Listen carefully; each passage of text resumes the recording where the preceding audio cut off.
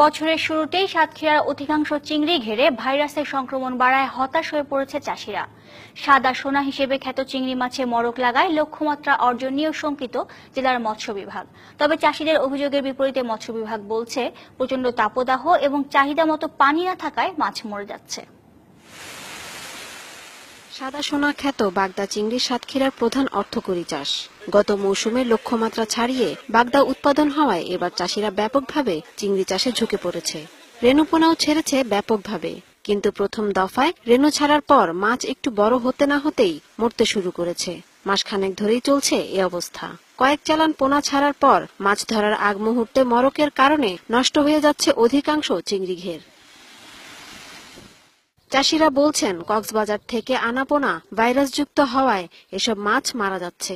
এবছর এত পরিমাণে ভাইরাস, যে পরিমাণে মাছ ছাড়িয়েছি তার 4 আনা পয়সাও বেচাকেনা করতে পারিনি। কক্সবাজারে যে পোনাগুলো আসছে এগুলো ভাইরাস মুক্ত পোনা আসছে না। সময় মতো পানি না পাওয়াতে আমাদের মাছ গরমে মারা যায়। 2-3টা সমিতির থেকে আমার লোন নেয়া, যে লোনের কিস্তি আমি বর্তমান দিতে পারছি না। বাগদায় মরক লাগার কারণ ধরতে গবেষকরা কাজ করে যাচ্ছেন বলে জানান এই ব্যবসায়ী নেতা।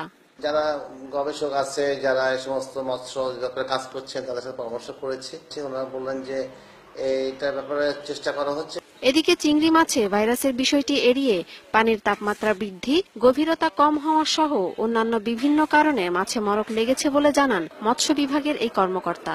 পানির তাপমাত্রা বেশি, পানির গভীরতা কম, পানির পিএইচ এর মাত্রাটা বেশি।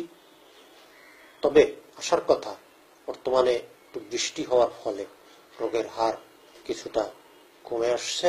সাতক্ষীরার 7টি থানার আওতায় 55,112টি চিংড়ি ঘের রয়েছে। এবছর জেলায় চিংড়ি উৎপাদনের লক্ষ্যমাত্রা ধরা হয়েছে 27,500 metric ton. DBC news desk.